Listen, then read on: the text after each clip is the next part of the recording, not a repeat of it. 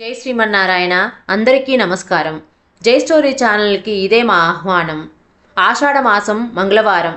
ఆషాఢమాసం అంటేనే మహాలక్ష్మీదేవికి ఎంతో ప్రీతికరమైన మాసం, పైగా మంగళవారం. అమ్మవారికి ఎంతో ప్రీతికరమైనటువంటి ఈ పవిత్ర మాసపు పవిత్రపు రోజున అమ్మవారి ఈ కథని విని అమ్మవారి అనుగ్రహాన్ని పొందుదాము. శ్రీ అంటే సిరులు కురిపించే మహాలక్ష్మీదేవి అని అర్థం. లక్ష్మి అంటే గుర్తు అని అర్థం. సర్వ విద్యలకు, సర్వ శక్తులకు, సర్వ శుభాలకు సంకేతం ఆ జగన్మాత. జగన్మాత శ్రీ మహాలక్ష్మిని పూజించిన వారికి సకల ఐశ్వర్యాలు, సకల శుభాలు కలుగుతాయి. సర్వ ప్రాణకోటిని తన సంతానంగా భావిస్తూ ఎల్లవేళ్లా కాపాడే ఆ అమృతమూర్తిని ఏమాత్రం అలక్ష్యం చేయకూడదు. అలా అలక్ష్యం చేసిన వారికి అష్టకష్టాల పాలవుతారు.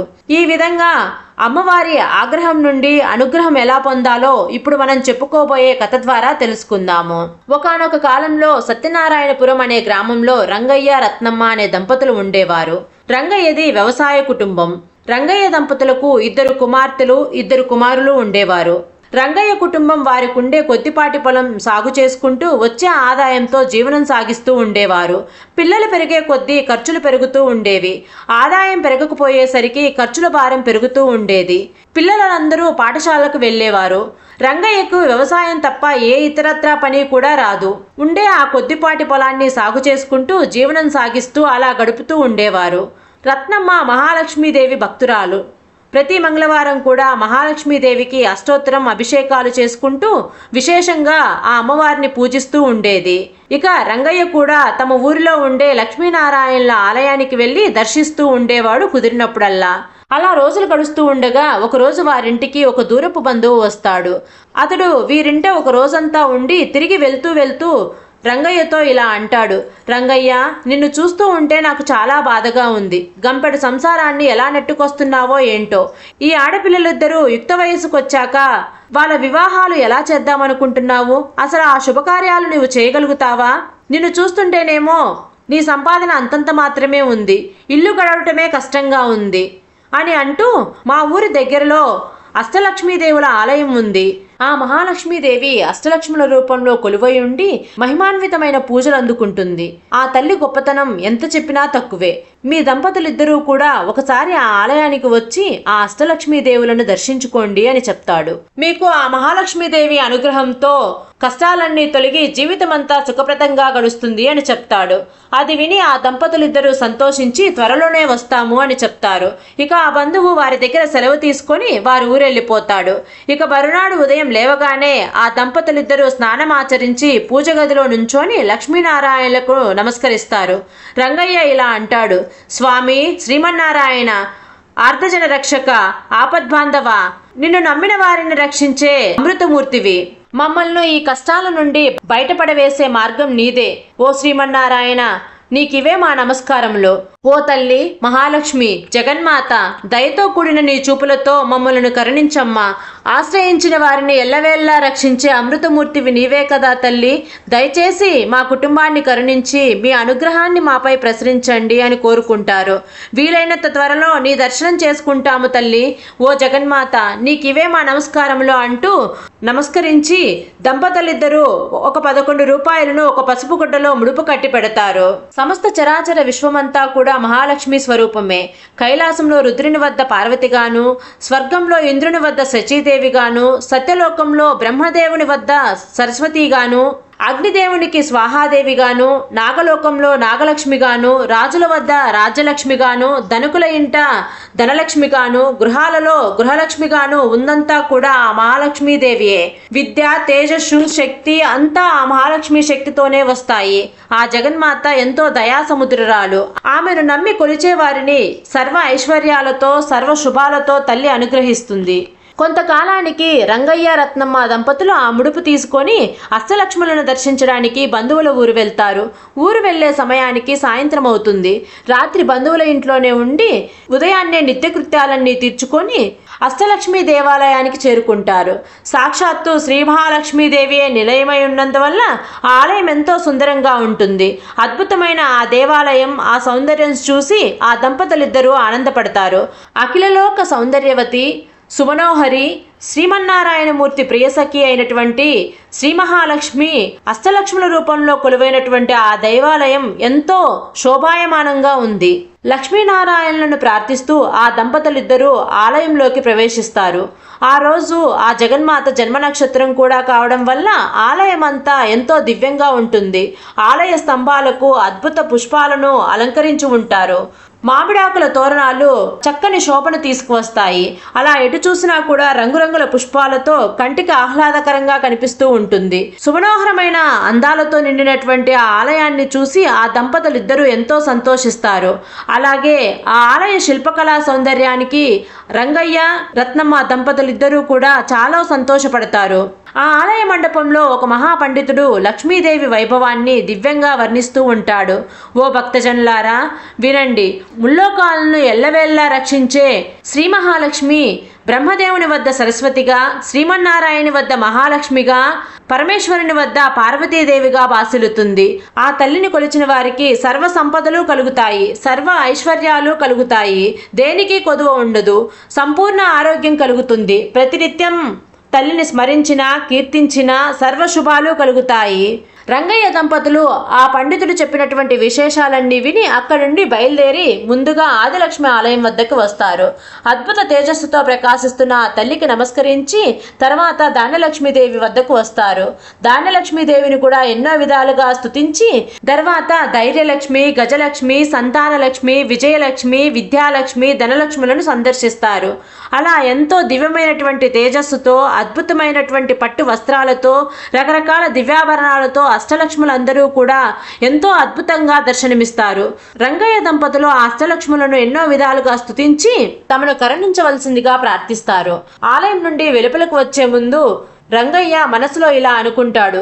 జగన్మాత మహాలక్ష్మి, నీవు నన్ను కరుణించి అంతులేని ఐశ్వర్యాన్ని గనుక ప్రసాదిస్తే తల్లి నీకు తప్పకుండా నీ యొక్క అష్టలక్ష్మి స్వరూపాలతో అద్భుతమైన ఆలయాన్ని నిర్మిస్తాను అని అనుకుంటాడు.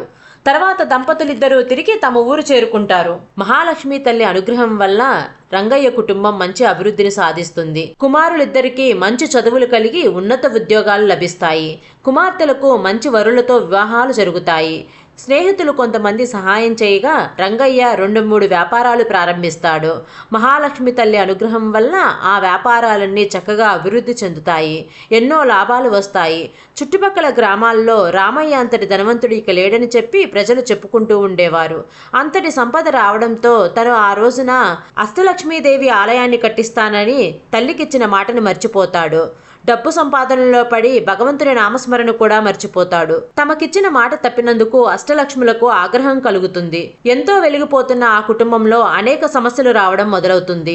ఆదిలక్ష్మి అనుగ్రహం కోల్పోవడంతో రంగయ్యకు వ్యాపారం మీద పట్టు సడలుతుంది. తన సరుకు అమ్ముడుపోవడం కష్టంగా ఉంటుంది. తను ఎంత నాణ్యమైన సరుకుని విక్రయించినా కొనేవారు లేకపోవడంతో వ్యాపారంలో నష్టం రావడం మొదలవుతుంది. ఇక వ్యాపారాలన్నీ అలా ఉండగా ధాన్యలక్ష్మి అనుగ్రహం కోల్పోవడంతో పంట కూడా సరిగ్గా రాలేదు. అకాల వర్షాలు వచ్చి పంట మొత్తం కొట్టుకుపోతుంది. అటు వ్యాపారాలు సరిగ్గా లేక ఇటు పంట కూడా చేతికి రాక రంగయ్య నానా కష్టాలు పడుతూ ఉంటాడు. అంతేకాకుండా ధైర్యలక్ష్మి కూడా ఆగ్రహించడంతో తనలో ఇన్ని రోజులు ఉన్న ధైర్యం కూడా సన్నగిలుతుంది. వ్యాపారం దెబ్బతిన్నప్పటికీ పంట కోల్పోయినప్పటికీ మరలా వచ్చే సంవత్సరం పుంజుకోవచ్చులే అనుకుంటాడు రంగయ్య. అయితే ఎప్పుడైతే ధైర్యలక్ష్మి కూడా ఆగ్రహించిందో ధైర్యం మొత్తం కోల్పోతాడు. ఏ పని చేయలేకపోతాడు. ఏదో తెలియనటువంటి నీరసం రంగయ్యను ఆవహిస్తుంది. అలా కొన్ని రోజులకి గజలక్ష్మికి కూడా రంగయ్యపై ఆగ్రహం కలుగుతుంది. అక్కడితో రంగయ్య పూర్తిగా అప్పుల పాలవుతాడు. తన ఉన్న ఇంటిని కూడా తాకట్టు పెట్టే పరిస్థితి వస్తుంది. ఆ విధంగా అష్టలక్ష్ములనేటువంటి ఆదిలక్ష్మి, ధనలక్ష్మి, గజలక్ష్మి, సంతానలక్ష్మి, విజయలక్ష్మి, విద్యాలక్ష్మి, ధాన్యలక్ష్ముల ఆగ్రహానికి గురైన వాడై రంగయ్య అనేక కష్టాలు పడుతూ ఉంటాడు. చివరికి ఒకనాడు ఇల్లు కూడా అప్పుల పాలపరమై ఒక అద్దె ఇంట్లో నివసిస్తాడు. ఎంతో వైభవంగా బతికిన ఆ ఊళ్ళో తాను ఎందుకు కొరగాని బికవారి వల్లే బతకవాల్సి వచ్చిందని చింతిస్తూ ఉంటాడు రంగయ్య.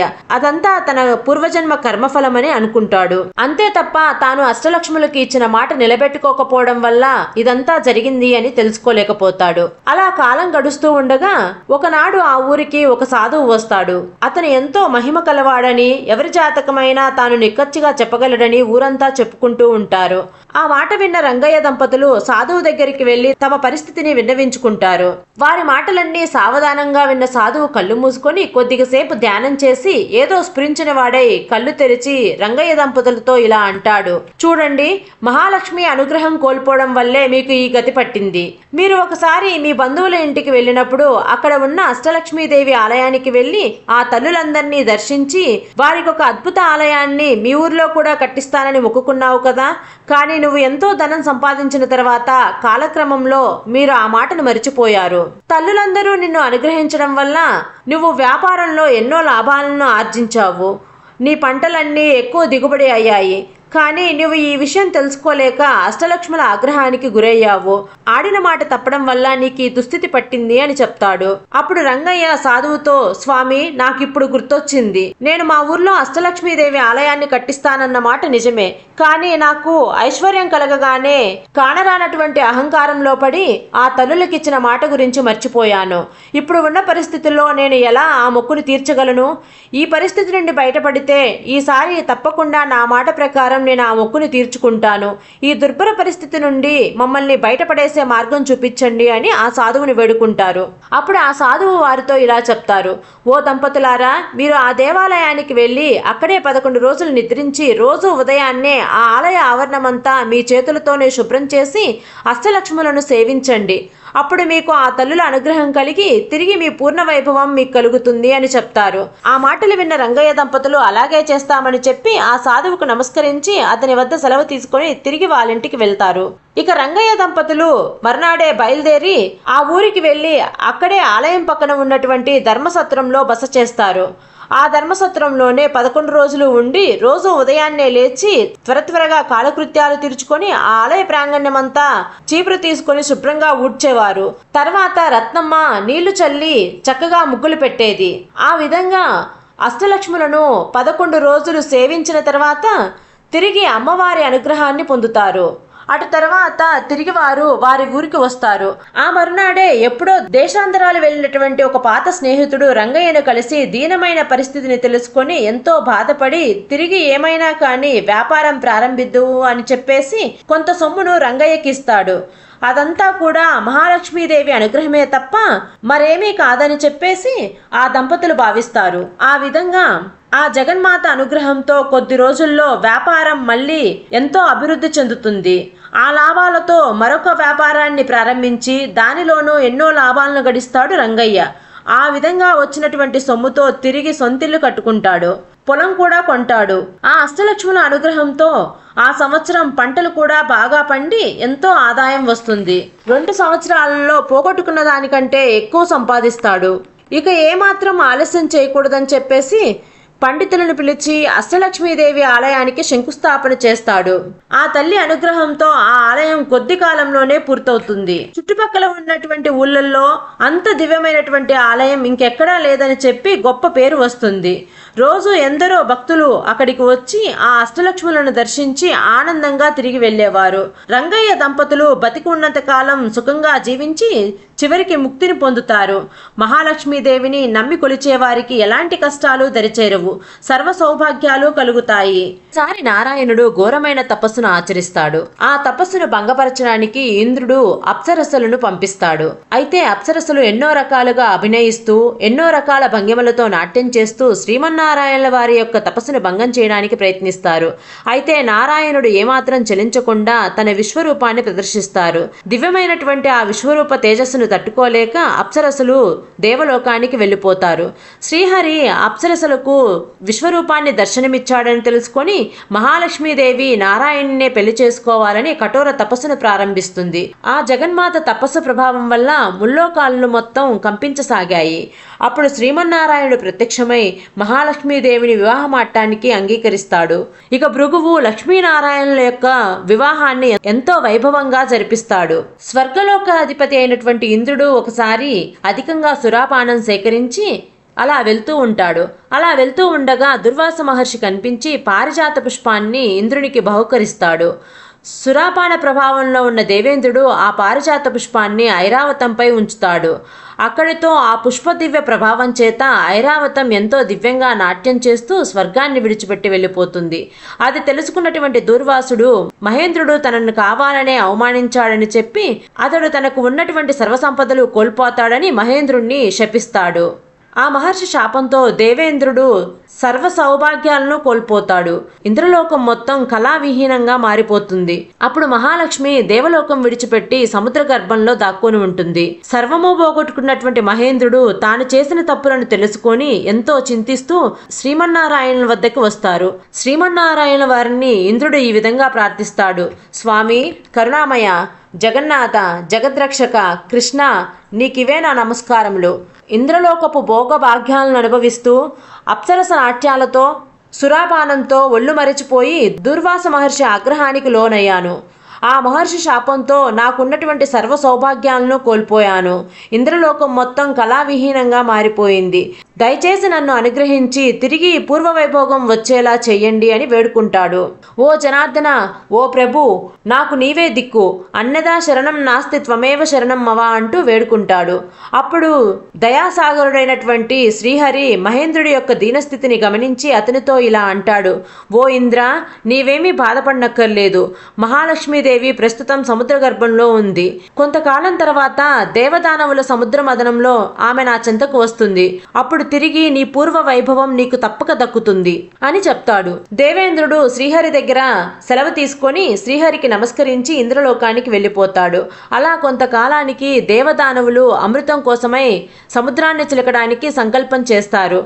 వారందరూ కలిసి సముద్ర మదనంలో తమకు సహకరించవలసిందిగా శ్రీహరిని అభ్యర్థిస్తారు. శ్రీహరి వారితో సర్పరాజు అయినటువంటి వాసుకుని తోడుగా చేసుకొని మందర పర్వతంతో సముద్రాన్ని చిలకమని చెప్తారు. దేవదానవులు ఆ విధంగానే చేసి సముద్ర మదనాన్ని ప్రారంభిస్తారు. అప్పుడు సముద్రం నుండి దివ్య తేజస్సుతో ప్రకాశిస్తూ కామధేనువు ఉద్భవిస్తుంది. కామధేనువును వశిష్ఠుల మహర్షి వారు స్వీకరిస్తారు. తర్వాత సముద్రం నుండి దివ్యాశ్వం వస్తుంది. దాన్ని బలిచక్రవర్తి స్వీకరిస్తాడు. దేవదానవులిద్దరూ కూడా ఇంకా తీవ్రంగా సముద్రాన్ని మదిస్తూ ఉండగా అందులో నుండి ఐరావతం, కల్పవృక్షం, పారిజాతం ఉద్భవిస్తాయి. వాటిని మహేంద్రుడు తీసుకుంటాడు. తర్వాత ఒక్కసారిగా వాతావరణం మొత్తం చల్లగా మారిపోతుంది. సుగంధమైనటువంటి పరిమళాలతో గాలి చల్లగా వీస్తుంది. దేవకన్యలందరూ కూడా అద్భుతంగా నాట్యం చేస్తూ ఉంటారు. ఆ శుభ సమయంలో సముద్ర గర్భం నుండి దివ్యమైన తేజస్సుతో మహాలక్ష్మీదేవి ఆవిర్భవిస్తుంది. ఆమె సౌందర్యానికి దేవదానవులందరూ కూడా ఆశ్చర్యపోతారు. ఎవరి నోట మాట రాదు. అప్పుడు క్షీరసముద్ర రాజతనయ మహావిష్ణువును సమీపించి స్వామివారి మెడలో పుష్పమాల వేస్తుంది. శ్రీహరి మహాలక్ష్మీదేవిని అర్ధాంగిగా స్వీకరిస్తాడు. ఇక బ్రహ్మాది దేవతలందరూ కూడా ఎంతో సంతోషిస్తారు. ఆకాశం నుండి పుష్పవర్షాన్ని కురిపిస్తారు. ఈ విధంగా క్షీరసాగర మదనంలో మహాలక్ష్మీదేవి యొక్క ఆవిర్భావం జరుగుతుంది.